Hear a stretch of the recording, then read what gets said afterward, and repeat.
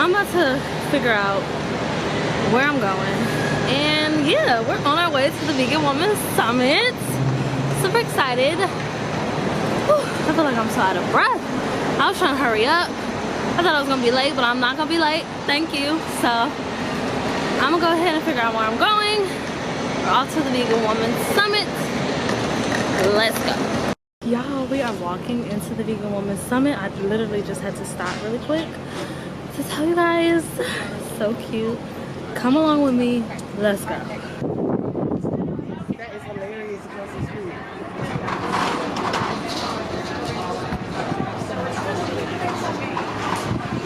We are here at the Vegan Woman Summit right before everything starts.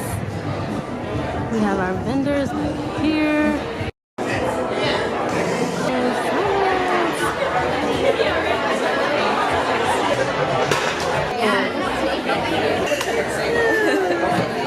Hold it nice and stiff, like long. 3.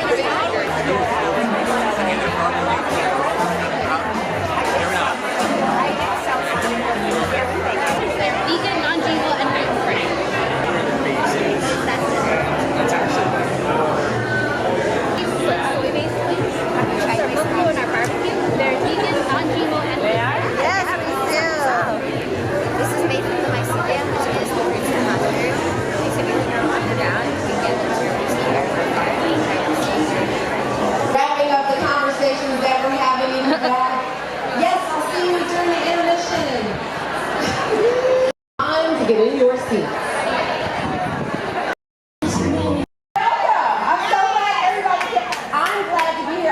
And now I'm mostly freelance and doing production things, but I started a little company called Vegan Sexy Cool, which is a lifestyle brand.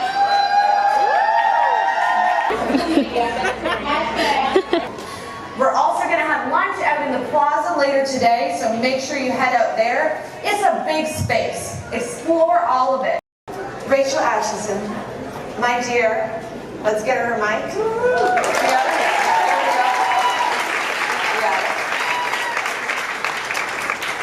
A woman that really needs no introduction.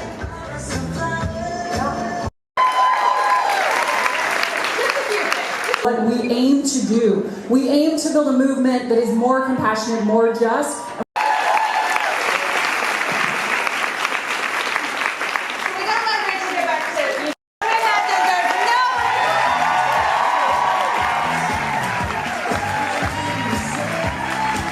I wanted to take us back to sort of the beginning, back in Japan, and maybe tell our audience here a little bit about what it was like back then when you were hooking it out there with pound cakes in your backpack. Yeah, the pound cake story. I don't know, maybe some of you have heard that before, but I went vegan back in the 1980s when I was living in Tokyo.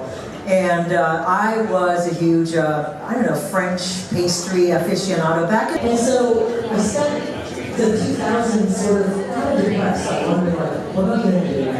And I got out of food for a while, got into real estate, and I felt that was like sucking up my soul. And eventually I was like, okay, I gotta get back in this. So who is going to visit me? What a place I am anymore. Back in the 90s, maybe a few people knew me in San Francisco. My house, like just for fun, because, ladies and gentlemen that are in the very supporters. And, also about doing other things. And I said, that's never going to happen, so what are you going to do next? That's what, those are the great words of encouragement. So what can you cover? Water, okay, that's amazing. Wow, they're making it just go with the rice.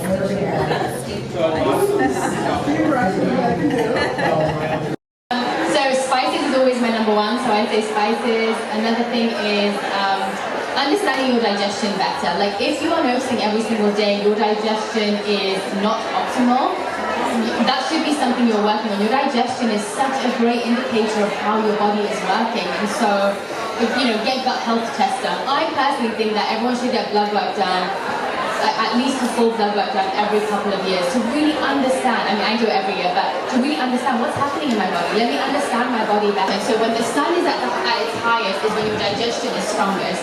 So stoke and ignite your digestion in the morning with something small and light, and then have your largest meal in the afternoon when your digestion is strongest. It allows your body to digest better, which means you have less toxins build up in your body. And we're at 0, so I don't want to be that speaker that goes over. But thank you all. For sure. So the panel is all about why women are the best at creating companies, founding companies. What was that one little lever or nugget of information that can inspire those? Over and over. So always come back to assess those goals. You reach them, set new ones up. So, and then that will be it.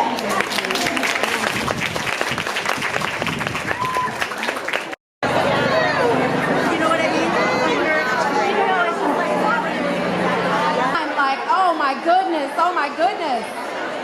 So we have another great panel. As you are I'm not going to bring it up. I'm not going to go there and talk about, ethically why I'm vegan, right? We're not going to have that. Well, get ready, because this conversation today is about why politics belongs at the dinner table. I love it. Ladies, come on up. I don't know if you need those. I love this.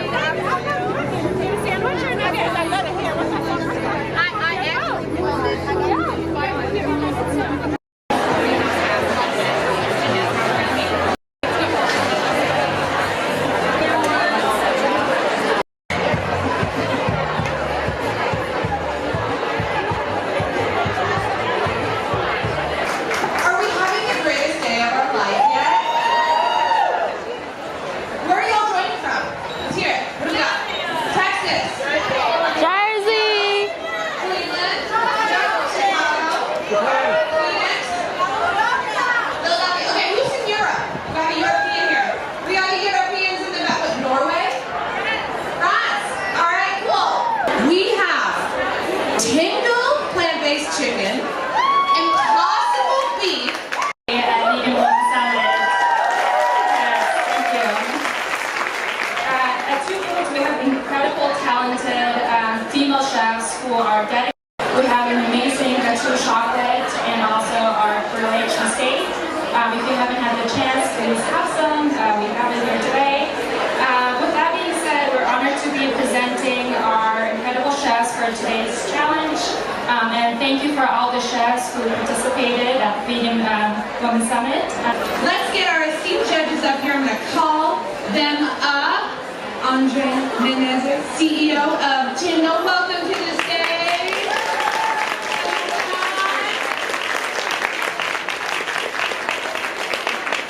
Andre is building the world's best plant-based chicken company, right? And where did you come from? So we started a company in Singapore only 3 years ago, and we're now in 9 countries, primarily US, UK, Germany. Started with restaurants only, but we're starting the journey into supermarkets right now. Jenny, really congratulations for everything you've been doing, not only here today, but also the whole work that goes with Vegan Women Summit, and a great team you have behind. And to all the women here, just please don't lose faith in men. You know, there are many of us.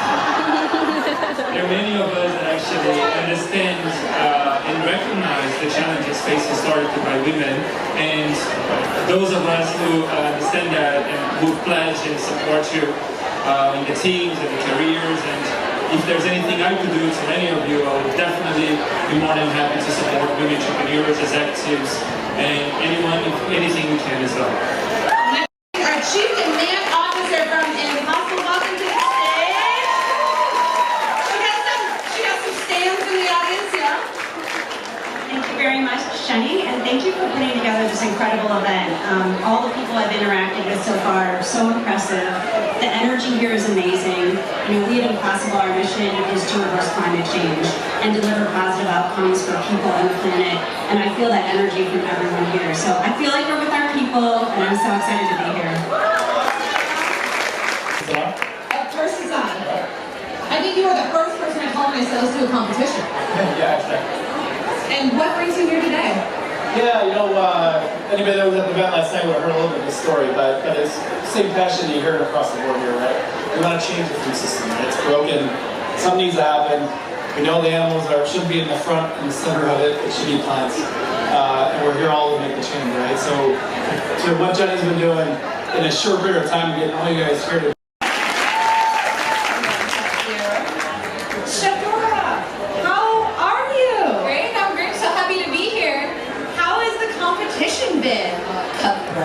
Chiles en nogada, and it's a dish from the 1800s. Legend says a convent in Mexico invented this dish to celebrate Mexico's independence. And you can see our Mexican pride in the colors of the dish, the white of the sauce, the red of the pomegranate, and the green of the chile. It is a roasted poblano pepper filled with a picadillo made with impossible meat. Amazing. Amazing, amazing. Ice cream chicken waffles as well, and I was like, this is weird. And he told me how ice cream with the fat and all behaves just like sauce. And this chef is what exactly was done, and it's beautiful. The texture, the different, you know, and also the much Mexican cuisine. Really impressive. Thank you.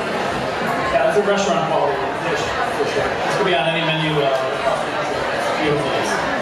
Good flavor balance. Which flavor ice cream do you use? Vanilla. Yeah, okay. I love it. Oh, snap. We've got waffles. Okay, and Chef Asisa, walk right on up and we'll have an introduction. Let's make sure it's afternoon, you know, make sure the camera eats first, of course. Chef Asisa, welcome to the stage. Hi, thank you. Yeah, it should be. Hi, how's everybody? I play on a mofongo, so I boiled my sweet plantains and I added in the tingle chicken to that.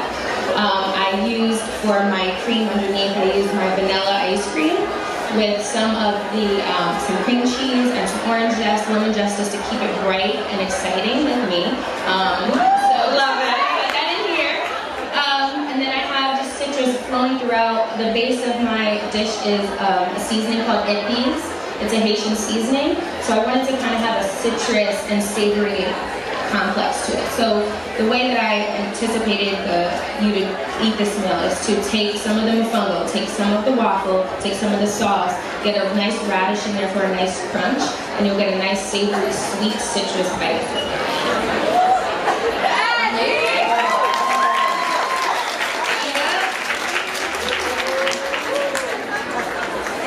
Torturous that folks are sitting at lunch watching these dishes.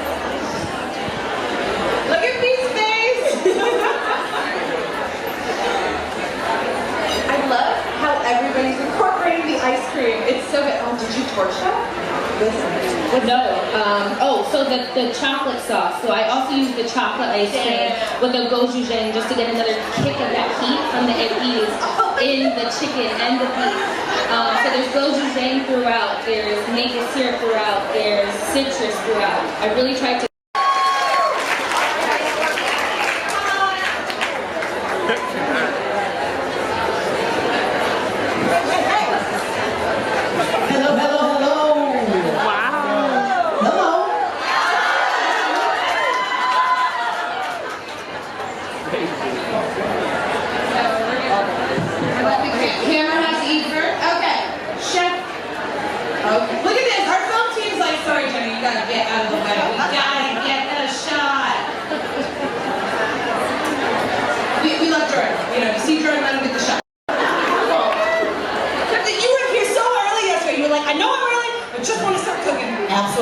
Absolutely, I was ready to go. How's it been?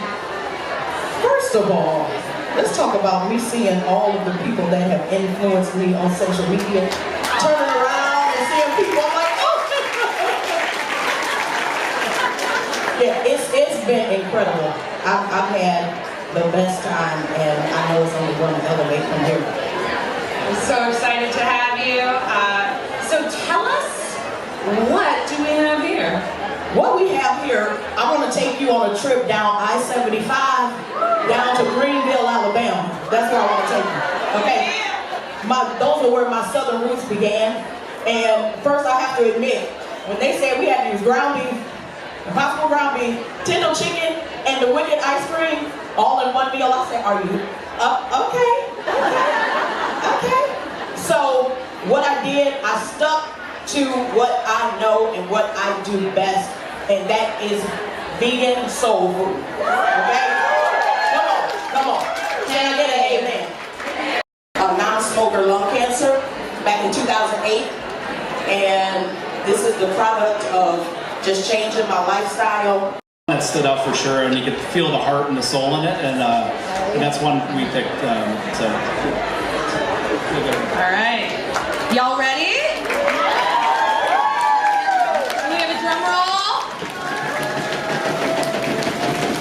And the winner of BWS Top Chef 2023 is Chef Sonia.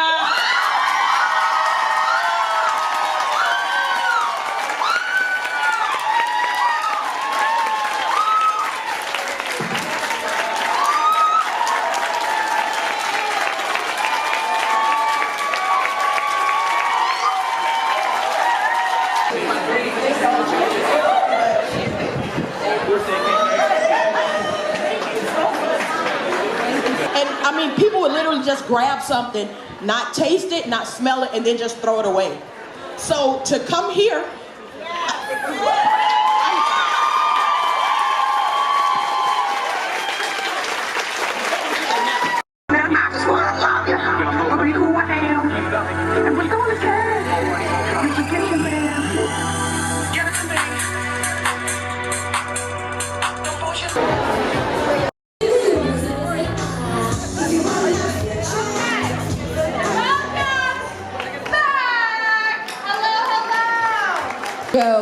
it will go into because people talk to their doctors about it. And I've talked to those people who have talked to their doctors about it. Do you know what percentage of people get their nutrition and health information from their doctors? I do not. It's less than 50%. More than 50% of people. It's the worst since the 60s because there are insurmountable challenges that are happening specifically to the cow because it is really expensive and water intensive and energy intensive, and there's, you know, an entire war happening that's taking quite a lot of livestock feed off the table for folks. And so don't just look at our category. I say this to all of you.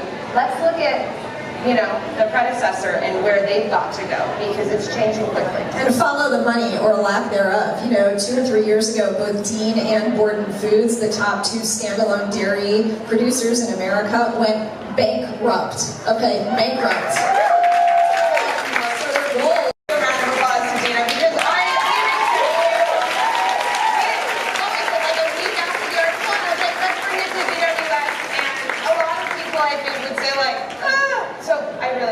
Coming. Let's do it again next year. Awesome. Thank you.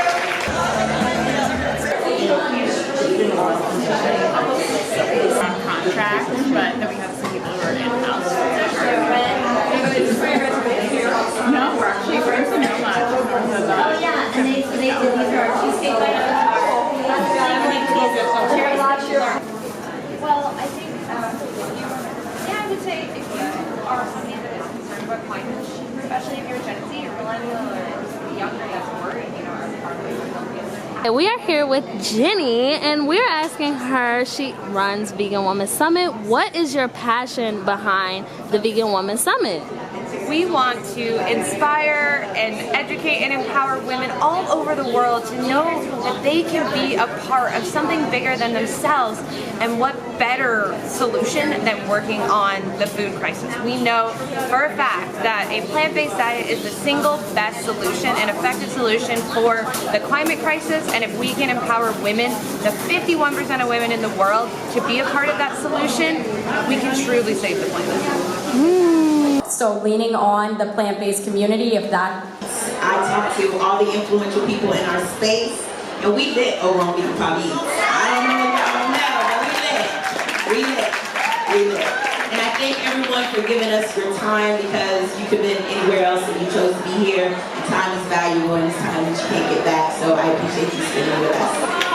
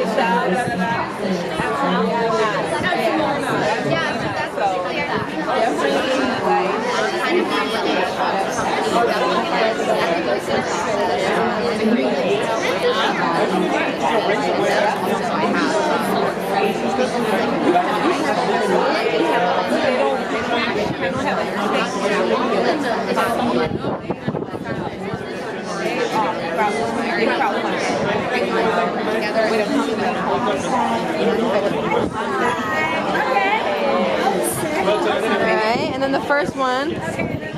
Keep your eyes open. Don't hide from the truth, because I don't want to have the diet. Like you said, I mean, I've been vegan so long, and it's just like those same arguments. You just get to the point where you just want to be at a dinner table and not talk about it. People feel like they have to confess to you. They do. Oh, I'm so sorry, I'm ordering a burger. Yeah, or I did this yesterday, and you're like, well, I'm not telling you what I had yesterday. Or I bought this fur. I mean, I've had actresses literally come over, and I'm like, this is kind of amazing. I'm not Jesus, you know? I try my best, but you have to just take it and realize that you are representing something that people aren't confronting. I think have your stuff, have your tools, and go, read this, watch this, then we can talk. Because you are just keeping your eyes closed, laughing at me, and you're laughing your way all the way to the hospital. Exactly. It's being promoted because this is fast food itself is a huge industry. So vegan fast food is where the money is to be made. Processed is where the money is to be made, right? It's a money game. So I think when you're newer, you see more of these foods. This is what you gravitate towards. This is what you were used to eating as part of the standard American diet. So this is what you go to. This is what you promote, right? And my hope is that the longer people are vegan, the more they will start to understand why it's important for health for them to eat healthier foods, more whole foods. I think that that will hopefully be the natural evolution. I think that the more people eat processed, and I mean uber processed, super processed foods and super processed foods, the more they eat these fast foods, the more they are going to feel in their bodies that this is not the best way for them. So they're going to get it because they read about it and they understand it, and or they're going to feel it, right? That this is not a sustainable way if they want to be healthy. Right. So I think it's coming. But yeah, it's just, that's what I hope, because I did that, you know, and I was a new vegan doing it. So that's what I hope will be the evolution for folks. Yeah, I mean, it took me a while to transition from, I was just carb overloading and I wasn't educated because I did it for ethical reasons, so I just jumped in, right? And then learned how to eat, but I always kind of ate healthy anyway, so I just for those who weren't eating healthy before, they just want to lean to those types of foods. But yeah, I mean, it really is interesting. I really would like to see that space open up. I agree. It's an excellent point. Yeah, it really it needs to be talked. It needs to be talked about. Yeah, it really does. That's another panel. But Persia, I want to ask you specifically about this because you were really on the front line when it comes to animal activism, and you might want to know. Okay, well, just bear with me. I want to ask you about this because I think a complaint from a lot of Black people who are vegans is this lack or allowance of intersectionality in the vegan space, right? There's animal activism, right, that we all connect about, those of us who are ethical vegans. Then there is those of us that are Black, right? There's racism, there's food injustice, there's environmental justice. There are all these things that factor into why Black people don't become vegan because they have access, there's the cost of certain things. I was talking to John Lewis, a badass vegan, and I love his whole story about not even having fresh fruit or vegetables until he was 18 and went away to college because he grew up in Lewis and didn't realize that vegetables didn't come from a can. And so I guess I'm asking you first, I'm asking a long question to ask about how does the vegan community make space for intersectionality when it comes to those things? Because I think making space for that will bring more Black people to the table. I think that I'm kind of similar to some of this. I have a mixed story in the sense that, we get a new mic. I grew up in the Bahamas when I was little, and everything was pretty fresh because we were really poor, like really poor. Like I had one pair of shoes. We went to the beach, but it was like we showered with the hose. We were like super poor, but we still ate well because there was fruit everywhere. And when I came to the United States when I was 8, and it wasn't like that. This is very different here. Your diet is dictated by where you live. And I found it fascinating. I was a junk food vegan at first, transition because I was used to those bad foods. I didn't know. But that's part of the social injustice that opened my eyes. And the more you educate yourself,